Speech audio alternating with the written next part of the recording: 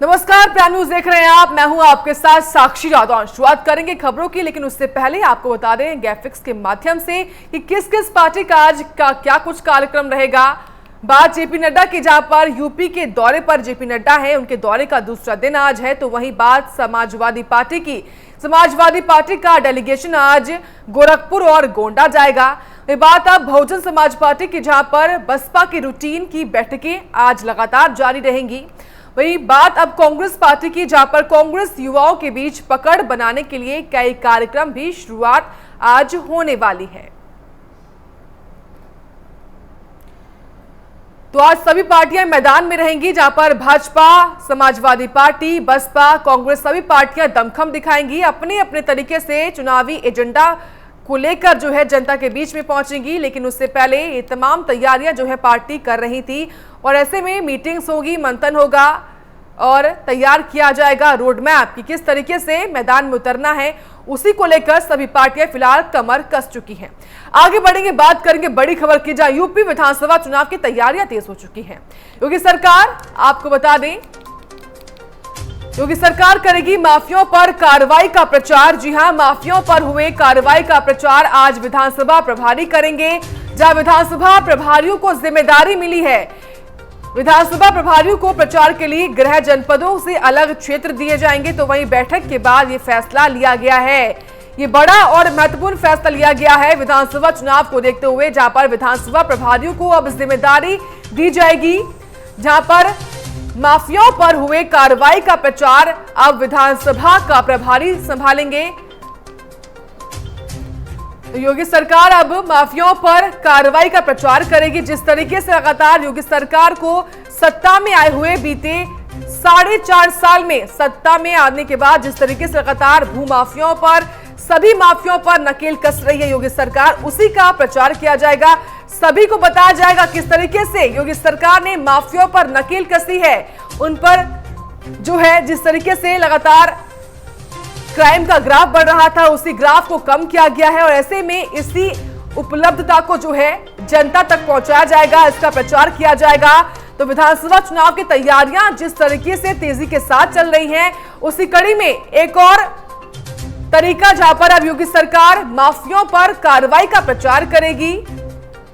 जहां विधानसभा प्रभारियों को प्रचार के लिए गृह जनपदों से अलग क्षेत्र दिए जाएंगे। माफियाओं पर हुए कार्रवाई का प्रचार अब विधानसभा प्रभारी करेंगे। तो विधानसभा प्रभारियों को जिम्मेदारी मिलेगी। तो यूपी विधानसभा चुनाव की तैयारियां लगातार तेज हो चुकी हैं। इसी कड़ी में एक नया तरीका जो है योगी सरकार ने अपनाया है। इसी तरीके के चलते अब जिस तरीके से योगी सरकार ने बीते 4.5 साल में माफियाओं पर नकेल कसी है, उसी तरीकों को अब प्रचार के माध्यम से सभी को बताया जाएगा कि हमने उत्तर प्रदेश में क्राइम के बढ़ते हुए ग्राफ को कम किया है और कानून व्यवस्था को भी अपने काबू में लिया है। इसी को लेकर अब इसका प्रचार प्रसार किया जाएगा और सभी को जिम्मेदारी भी दी गई है। विधानसभा प्रभारी ये जिम्मेदारी संभालेंगे। तो माफियाओं पर हुए कार्रवाई का प्रचार किया जाएगा। जी हां, ये बड़ी और महत्वपूर्ण जानकारी, एक कदम उठाया है योगी सरकार ने, जहां पर अब माफियाओं पर हुई कार्रवाई का प्रचार किया जाएगा। माफियाओं पर हुए कार्रवाई का प्रचार प्रसार किया जाएगा। तो विधानसभा प्रभारी ये प्रचार प्रसार करेंगे। ये बड़ी और महत्वपूर्ण जानकारी हम आपको दे रहे हैं। इसी पर और अधिक जानकारी लेंगे, मेरे सहयोगी जितेंद्र लखनऊ से लाइव जुड़ चुके हैं। जितेंद्र, जिस तरीके से विधानसभा चुनाव नजदीक है, ऐसे में योगी सरकार कोई भी कोर कसर छोड़ना नहीं चाहती। अब देखिए, माफियाओं पर जिस तरीके से योगी सरकार ने सभी कार्रवाई की है, उनका प्रचार प्रसार किया जाएगा।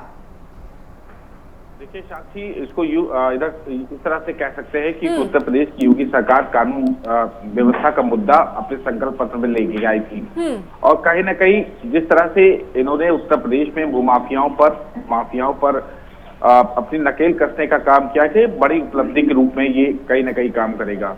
और दूसरी बात जो आपने कही कि प्रभारियों के उनके जो जिले हैं वो बदले जाएंगे, वो इसलिए कि क्योंकि जिस तरह से लगातार कृषि कानून का विरोध हो रहा है, उस विरोध को लेकर जो वहां के नेता वहां न जाए, दूसरे नेता दूसरे जिले में जाए, तो इस तरह की रणनीति अपनाई गई है। और एक बड़ी उपलब्धि भी है उत्तर प्रदेश की भारतीय जनता पार्टी, जिस तरह से भूमाफियाओं पर उनकी बिल्डिंगें गिराना, अवैध जमीनों को मुक्त कराना, और कहीं ना कहीं उसमें सरकारी योजनाओं को लाभान्वित करना, यानी जमीन छुड़ाकर उस पर सरकारी भवन बना तैयार करना, तो एक बड़ा कहीं ना कहीं मुद्दा है और इसको लेकर ही उत्तर प्रदेश की सरकार इसको भुनाना चाहती है। और कहीं ना कहीं इसको देखते हुए, अपनी बड़ी उपलब्धि को देखते हुए, लेकिन जितेंद्र, हम आए दिन देखते हैं कि भूमाफिया पर योगी सरकार नकेल कसती है, अतिक्रमण होता है आए दिन। ऐसे में क्या लगता है आपको, इसका कितना फायदा हो सकता है आने वाले वक्त में, चुनाव में?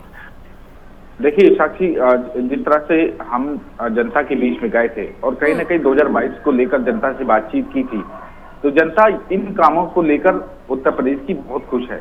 लगातार ये मुद्दा काफी महत्वपूर्ण है, क्योंकि कानून व्यवस्था का मुद्दा और जो लगातार जमीन कब्जे होते थे, उन अपराधियों पर लगातार अपराध बढ़ाते थे और कहीं ना कहीं पनपते थे उत्तर प्रदेश में और कहीं ना कहीं लोगों को प्रताड़ित करने का काम करते, तो उस पर नकेल कसने को जिस तरह से योगी सरकार ने पूरा मास्टर प्लान तैयार किया, वो मास्टर प्लान काफी सफल रहा। और जनता ने कहीं ना कहीं इस बात को स्वीकारा कि उत्तर प्रदेश पे जो भूमाफिया थे, वो बड़े बड़े भूमाफिया अपने आप को सिलेंडर कर रहे हैं और जेल के अंदर चले गए हैं। क्योंकि कोई भी सरकार में अभी तक इस तरह की, मायावती शासनकाल के बाद शायद इस तरह की तस्वीर देखने को नहीं मिली, तो कहीं ना कहीं जनता इसको लेकर काफी सजेगी, क्योंकि कानून व्यवस्था उत्तर प्रदेश में काफी महत्वपूर्ण रखता है।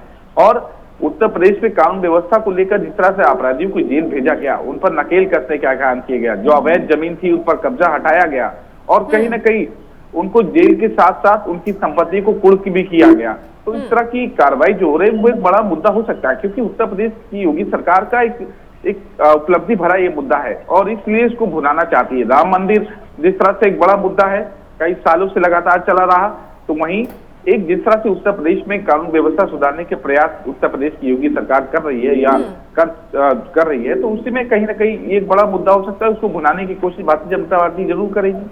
बिल्कुल। लेकिन जितेंद्र, जिस तरीके से विधानसभा प्रभारियों को उनके गृह जनपद के अलावा अलग क्षेत्र दिए जाएंगे, ऐसे में ये समझा जाए कि खुद पार्टी को डर है कि अगर वो अपने गृह जनपद में प्रचार प्रसार करते हैं तो वो इतने सफल नहीं हो पाएंगे। देखिए साक्षी, इसको इस तरह से समझ सकते हैं, क्योंकि लगातार कोरोना संक्रमण की दूसरी लहर के दौरान जो सांसदों ने, विधायकों ने पत्र लिखे और उनके जिलों में अव्यवस्थाएं नजर आई, उससे कहीं ना कहीं उनके जिले की जिम्मेदारियां उनको कहीं ना कहीं इसलिए ली जा रही, क्योंकि वहां की जनता नाराज हो सकती है। और कई तस्वीरें सामने भी आई थी और कहीं ना कहीं जो नेता जनता के बीच में गया, उनके साथ मारपीट जैसी घटनाएं भी हुई। कृषि कानून का विरोध लगातार 9 महीने होने वाले हैं, 9 महीने से लगातार कृषि कानून का विरोध चल रहा है और कहीं ना कहीं इसका भी एक प्रभाव जो जनता गुस्सा निकाल सकती है, तो इसीलिए ये एक बड़ी रणनीति बनाई गई है और उपलब्धि भरा इसलिए लिया गया है कि ताकि भूमाफिया जो कब्जे हटे हैं, वो कहीं ना कहीं उपलब्धि भरा मुद्दा है, वो जनता के बीच में ले जाना चाहते हैं, तो इसीलिए रणनीति चेंज की गई है। और रणनीति कहीं ना कहीं जनता की नाराजगी नेताओं पे ना निकले और नेताओं के मन में भी डर रहता है कि हम इधर जाएंगे तो इस तरह की हमारे साथ घटना हो सकती है, किसान हमको घेर सकते हैं, जनता, आम जनता कोरोना काल में जो गलतियां हो गई उसको कहीं ना कहीं लेकर हमसे दुर्व्यवहार कर सकती है, तो कहीं ना कहीं इसको इसी के आधार पर रणनीति बदलने का प्रयास किया गया है। और ऐसे कई मुद्दे हैं जिस पर भारतीय जनता पार्टी बदलाव करेगी, क्योंकि चुनाव धीरे जैसे जैसे नजदीक आएगा वैसे वैसे ये रणनीतियां चेंज की जाएगी। और दूसरे जिले की जिम्मेदारी इसलिए दी जा रही है ताकि भी नेता जो कि दूसरे जिले में जाएगा तो जाहिर सी बात है कि उपलब्धि गिनाकर चलाएगा, लेकिन अगर उसी जिले का विधायक अगर वो काम नहीं कर पाया तो विधायक को उसके कामों को लेकर भी जनता घेरने का काम करेगी। क्या आपने कोरोना संक्रमण के दौरान कोई काम नहीं किया, विकास कार्य जहां नहीं हुए उसको लेकर भी जनता घेरेगी। आपने विधायक होने के नाते भारतीय जनता पार्टी को हमने वोट दिया, आखिरकार विधायक विकास क्यों नहीं कराया, तो ऐसे कई मुद्दे हैं जिस पर कहीं ना कहीं अपनी स्ट्रेटजी चेंज कर रही है भारतीय जनता पार्टी। और कह सकते हैं कि अब सभी विधानसभा प्रभारियों को भी अपनी कमर कसनी पड़ेगी। बहुत शुक्रिया आपका जितेंद्र, तमाम जानकारी हमको देने के लिए। फिलहाल विधानसभा प्रभारियों को प्रचार के लिए उनके गृह जनपद के अलावा अलग अलग क्षेत्र दिए जाएंगे, जहां पर यूपी विधानसभा चुनाव की तैयारियों को लेकर योगी सरकार ने कमर कस ली है। और आपको बता दें, माफियाओं पर जिस तरीके से योगी सरकार नकेल कसती हुई दिखाई देती है, उसी को अब एक उपलब्धि के तौर पर दिखाया जाएगा, उसका प्रचार प्रसार किया जाएगा और इसकी जिम्मेदारी विधानसभा प्रभारियों को दी जाएगी। ये बड़ी और महत्वपूर्ण जानकारी हम आपको दे रहे हैं, जहां कदम उठाया योगी सरकार ने। योगी सरकार अब माफियाओं पर कार्रवाई का प्रचार करेगी। अब ये देखना होगा कि माफियाओं पर कार्रवाई का प्रचार करना किस तरीके से विधानसभा चुनाव में योगी सरकार को सफल करता है और कितना महत्वपूर्ण ये योगी सरकार के लिए हो सकता है, ये तो आने वाला वक्त बताएगा। लेकिन फिलहाल ये महत्वपूर्ण जानकारी हम आपको दे रहे हैं, जहां पर कार्रवाई का प्रचार जो है अब विधानसभा प्रभारी करेंगे। लेकिन यहाँ पर दिलचस्प बात यह है कि विधानसभा प्रभारियों को उनके गृह जनपद के अलावा अलग अलग क्षेत्र दिए जाएंगे और वहां जाकर भी वो प्रचार प्रसार करेंगे कि किस तरीके से योगी सरकार ने नकेल कसी है भू माफियाओं पर और सभी माफियाओं पर। जिस तरीके से हम देखते भी हैं आए दिन अतिक्रमण की खबरें सामने आती हैं और योगी सरकार जिस तरीके से लगातार नकेल कस रही है, अतिक्रमण उनके सभी प्रॉपर्टीज पर हो रहा है, उनकी प्रॉपर्टीज को जब्त किया जाता है। इसी का प्रचार प्रसार अब धरातल पर किया जाएगा, जन जन को बताया जाएगा कि योगी सरकार लगातार क्राइम के ग्राफ को कम कर रही है, कानून व्यवस्था को बहुत ही बेहतर कर रही है। अभी तमाम बातें जो हैं योगी सरकार सभी जन तक पहुंचाएगी और जिस तरीके से खुद योगी सरकार ने अपने संकल्प पत्र में भी इस बात को रखा था कि हम किए हुए वादे पूरे कर रहे हैं, इसी के लिहाज से भी बेहद ही महत्वपूर्ण ये हो जाता है कि योगी सरकार अब माफियाओं पर हुए कार्रवाई को प्रचार के तौर पर जन तक पहुंचाए। ये बेहद ही महत्वपूर्ण कदम योगी सरकार ने उठाया है।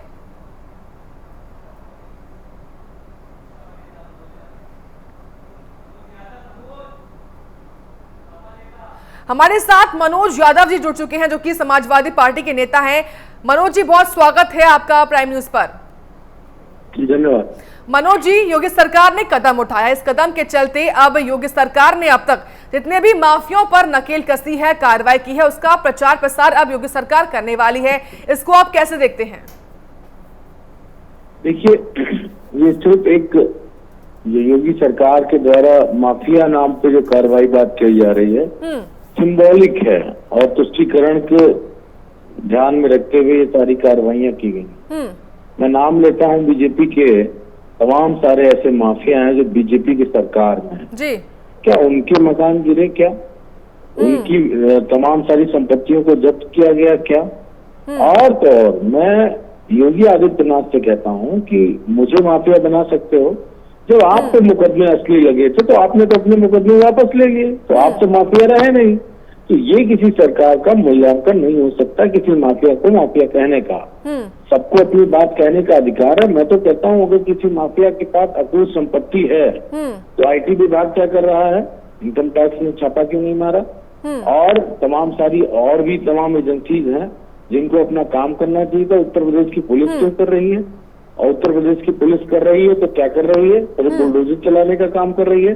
क्या न्यायिक प्रक्रिया के तहत काम कर रही है? अगर ये सारी चीजें बेहतर तरीके से सरकार नहीं करती तो मैं एक शब्द इजाद किया हूँ कि हमारे समाज में जो एक आंख से व्यक्ति देखता है उसको काना शब्द कहते हैं कि वो व्यक्ति काना है। ये सरकार दोनों आंखों से नहीं काम कर रही।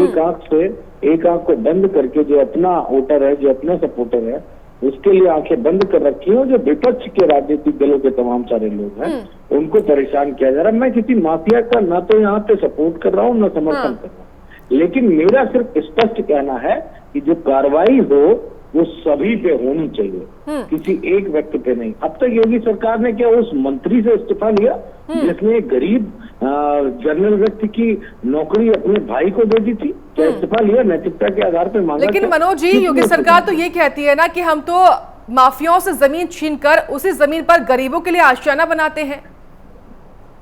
देखिए, अब योगी जी क्या कहते हैं ये योगी जी जाने। कौन नहीं बनाता है?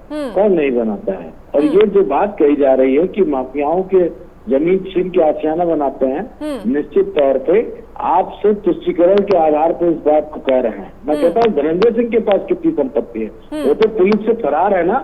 उसकी पत्नी चुनाव जीत जाती है जिला पंचायत अध्यक्ष का और धनंजय सिंह को पुलिस उत्तर प्रदेश की पकड़ नहीं पाती। ये कौन सी राजनीति है? जनता सब जान रही है, समझ रही है। और इसी तरह इनके ब्रजेश सिंह इतने बड़े माफिया हैं, उनके कितने मुकदमे वो जेल में बंद हैं, उनको उनके यहाँ खाना घर से बन के आता है। और एक आजम साहब है जो इतने बड़े नेता उत्तर प्रदेश के लोकसभा के सदस्य हैं, उनको आप तिल मरने के लिए जेल में ठूस के रखे हैं। उनको जो उनकी व्यवस्थाएं मिलनी चाहिए वो नहीं दे रहे हैं। तो ये जो दोहरापन है, ये दोहरापन मुझे नहीं लगता है कि बहुत दिन तक चलने वाला है। तो आपको क्या लगता है जो जिस तरीके से इसका प्रचार प्रसार अब किया जाएगा, इसका फायदा होने वाला है भाजपा को या नहीं? देखिए, जिसके पास जनता के लिए बताने को कोई काम नहीं है तो यही सब बताएगा। हमने ये कर दिया, हमने उसका घर गिरा दिया। बनाया क्या आपने? कुछ बनाया भी है? और मोदी जी ने जो काम किया उनके काम को लेकर क्या योगी जी जनता के बीच में जाएंगे क्या? शौचालय तो मोदी जी ने बनवाए थे, सिलेंडर भी मोदी जी ने दिए थे। आपने क्या किया? जनता से आपने डबल इंजन की सरकार की डिमांड की थी कि हमको डबल इंजन की सरकार दीजिए, हमारे विकास की गति बहुत तेज होगी। क्या तेज गति हुई क्या? मैं तो यही पूछ रहा हूँ। लखनऊ में मैं दावे से कह रहा हूँ, जिस लखनऊ में लाखों ईंटें रोज रखी जाती थी, आज 20,000 ईंटें रखने वाली कोई परियोजना नहीं चल रही है। इतना बड़ा लखनऊ है, इतना बड़ा डेवलपमेंट, सरकारी योजना की बात कर रहा हूँ, कोई प्राइवेट बना रहा है वो अलग बात है। ठीक है, मैं ये सारी चीजें जी। मनोज जी, आप बने रहिए हमारे साथ भाजपा के नेता विजय जी जुड़ चुके हैं। विजय जी, स्वागत है आपका प्राइम न्यूज पर। जी विजय जी, जिस तरीके से योगी सरकार ने बड़ा कदम उठाया है और इस कदम के चलते अब तक माफियाओं पर जिस तरीके से कार्रवाई हुई है, उसका प्रचार प्रसार अब भाजपा करने वाली है। ऐसे में किसका कितना फायदा आपको लगता है मिलने वाला है चुनावों में? देखिए, हमने जब सत्ता ली योगी जी ने तो समाजवादी पार्टी से ली थी, तो समाजवादी पार्टी स्पष्ट बहुमत में थी। सत्ता खोने का उनके कई कारणों में से एक महत्वपूर्ण कारण अपराधी तंत्र भी था। ये कभी भूला नहीं जा सकता। पूरे हिंदुस्तान में जो अपराधी तंत्र फैला समाजवादी पार्टी के राज में, वो तो ऐतिहासिक है। 70 साल में शायद कहीं किसी प्रदेश में हुआ नहीं होगा। जहाँ पर सरकार खुद माफिया बन जाए, वो सपा थी। उनका हर कार्यकर्ता माफिया के ग्रुप में काम कर रहा था। गांव ब्लॉक लेवल से लेकर जिला लेवल, कमिश्नरेट लेवल तक समांतर सरकारें चला रहा था। कब लोग उठ जाते थे, पकड़े होती थी, पता नहीं लगता था। शाम को फैसला होते थे, बच्चों को वापस करके पैसों का फैसला होता था घरों पे, समाजवादी नेताओं के घरों पर। तो ये सब जब बंद हुआ तो अपराध तंत्र को बंद करना तो सबसे मुख्य कर्तव्य था ही। हमने पहले कहा था माफिया राज से मुक्ति देंगे हम चुनाव में, सही बात चाहूंगा, और वो मुक्ति हमने। आप बोलिए विजय जी, मैं आपको रोकूंगी। हमारे साथ मनोज जी भी हैं। उनका कहना है कि भाजपा लगातार कार्रवाई तो कर रही है, लेकिन अभी तक उसने अपनी ही पार्टी के कुछ नेता ऐसे हैं जिन पर कार्रवाई नहीं की है। क्या कहेंगे इस पर आप? हमने किसी पार्टी से कोई छोड़ने का मतलब नहीं उठता है। सवाल था सबसे पहला, जो दो लोग जिससे परेशान थे, एक माफिया ग्रुप से परेशान थे, जैसे आपसे अभी बताया, फिरौती वालों से, चंदा वसूली, हफ्ता वसूली से जनता परेशान थी। सबसे पहले उससे छुटकारा देना जरूरी था। दूसरे अपराध नेताओं के खिलाफ दोनों में हमने पड़ा। अगर आप उसको पूरे हिंदुस्तान के परिप्रेक्ष्य में देखेंगे तो उत्तर प्रदेश में काफी सुधार हुआ। हालांकि दुखद है, चाहे एक भी लोग हो, चाहे एक भी महिला को छेड़ा जाए, बावजूद भी यूपी ने काफी अच्छे रिकॉर्ड कायम किया। तो जहां तक इसका सवाल, अपराधी तंत्र तो चुनाव में आने ही आना है, हम थोड़े लाएंगे। वो तो जनता ही समझ रही है कि क्या मुक्ति मिली है उनको। और दूसरी बात रहा इनका, तो पहला कुंभ का मेला ऐसा हुआ है जिसमें कहीं कोई टकराव नहीं, कोई मौत नहीं, कोई गिरा नहीं, कोई कुचला नहीं। पहले 5 साल ऐसे गुजरे। विजय जी, हम जान लेते हैं मनोज जी से। मनोज जी, आप लगातार सुन रहे हैं विजय जी को, वो कह रहे हैं कि इससे काफी सुधार हुआ है, क्या कहिएगा? देखिए, अगर उन्नाव की बेटी के खिलाफ उसके रेप के बाद जिस तरह उसके परिवार पे प्रताड़ना की बीजेपी के विधायक के पूरे परिवार ने और सरकार ने, वो किसी से छुपा नहीं। आज उसकी बेटी को पेट्रोल डाल के जला दिया। भारतीय इतिहास में किसी मृत बालिका जो रेप से पीड़ित हो, उसके बाद उसकी घर वालों के सामने पेट्रोल जलाने की घटना क्या भारतीय इतिहास में कहीं पाई जाती है क्या? ये बीजेपी के लोग बताएं जनता को। और जिस तरीके से ये चुनाव में इन्होंने नग्न नाच किया है, और इस तरह की कोई एक आध घटना नहीं है जो मैं आपको गिना रहा हूँ, ये तो बड़ी मुख्य बिंदु है। पूरे उत्तर प्रदेश में कानपुर का कांड भूल गई, वहां पे फिरौती मांगने के लिए सुधीर यादव, क्या नाम था उस बच्चे का, उसको किस तरीके से पुलिस बचा नहीं पाई, उसकी हत्या हो गई। आप वो फिरौती की ही घटना थी, पुलिस फिरौती चाहती थी, क्या क्या नहीं हुआ। और उत्तर प्रदेश के थाने दिख रहे हैं, ठाकुरवाद की लावावलब से भरे हुए हैं। और उत्तर प्रदेश, लेकिन मनोज जी, अगर योगी सरकार ने भूमाफियों पर कार्रवाई की है, उसका प्रचार प्रसार किया जाएगा, तो इसमें क्या दिक्कत है? आपको क्या लगता है, क्या परेशानी है इसमें? देखिए, लखनऊ में मैं एक विधायक को जानता हूं जो बीजेपी के विधायक हैं पूर्वांचल के, और पीजीआई बहुत बड़ा हॉस्पिटल, उसके बगल में उनकी 40 बीघे जमीन उन्होंने सरकारी कब्जा कर रखी है। आज तक नहीं छुटवाई गई, आज तक नहीं छुड़वाई गई। तो मैं ये बताऊं, आप कौन सा भूमाफिया है? किस भूमाफिया की जमीन आपको? आप सिर्फ सिंबॉलिक रूप से जानते हैं उन किसानों को जिस पंचायत की जमीन और जो जीएस लैंड होती है उस जमीन को उन किसानों से छीन के आप उसमें गौशाला बना रहे हैं, आप उसमें अपने माफियाओं को, इनके विधायक है बाराबंकी जनपद के अवस्थी जी रामनगर के विधायक है, उन्होंने तालाब को पाट के अपना मकान बना लिया। मेरा ननिहाल है वहां पे, मेरे मामा जी वहीं बगल के गांव में रहते हैं, मैं अपनी आंखों से देख के आया हूँ। वहाँ गांव वाले विरोध किए लेकिन विधायक के सामने किसकी हैसियत है? इस तरह के लाखों लाख उदाहरण पूरे प्रदेश में मिलेंगे। ठीक है, मनोज जी जवाब देते हैं, वजह जी जवाब दीजिए। वो कह रहे हैं कि आप कार्रवाई करते हैं उसी पर फिर अपना मकान बना लेते हैं। मैंने सुन लिया, दोनों बातों का मैं जवाब देता हूँ जी। जब इन्होंने विधायक और माफिया और जमीन की बात की तो आंखें खोल लें। आपने तो देखी होगी लोकल स्थाई, खुद ही बोल रहे होगा हमने देखा, जिसको जमाने ने देखा है वो समझो। पहले 80 केसेस में आपके डिफेक्टिव मुख्यमंत्री जी जो सचमुच मुख्यमंत्री थे अखिलेश जी के साथ, याद करिएगा आप, रामनगर रामपुर वाले, उन्होंने क्या किया? सारी जमीन, नाले, कब्जा, जमीन, रोड, सारी सरकारी पकड़ के सारी घेर घार के विश्वविद्यालय बना लिया। वो है माफिया, उसको कहते हैं जिसको जमानत नहीं मिली 70 केसों में आज तक, और साल भर से ज्यादा हो गया भीतर है अंदर, इसको माफिया कहते हैं। दूसरी बात, आप रेप की कर रहे थे, एक खाली किस्सा बहुत है आपके लिए याद दिलाने के लिए।